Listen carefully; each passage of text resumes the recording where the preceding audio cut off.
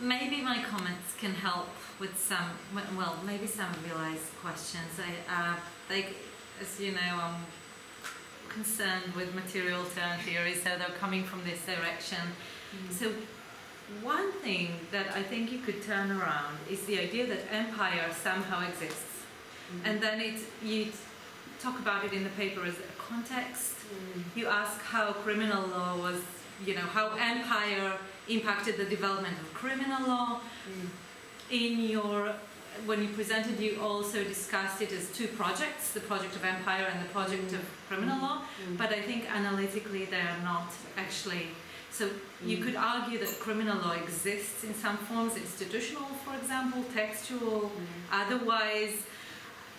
How do you argue about the existence of empire? What is empire? So you could actually turn around the argument and say, how did criminal law make empire, right?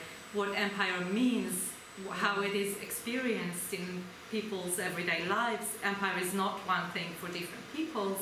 That also gives you an excuse for a particular time frame, right? Which has a different kind of justification. And I think it would make more sense from these abstract concepts which supposedly determine everything else, right? If we can translate them to practices on the ground that make them what they are.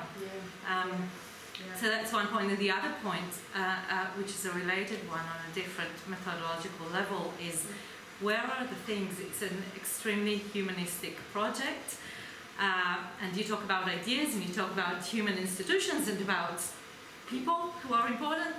What about the gates? What about the ships? What about incarceration spaces? What about different landscapes which enable different or disable specific projects of criminality or criminalization, etc., which demand particular offences but bar other kinds of offences, make them insensible.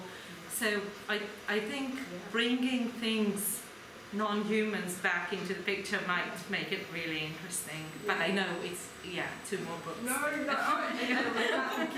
It's a series. It's a series, yeah. I'll work with you on that.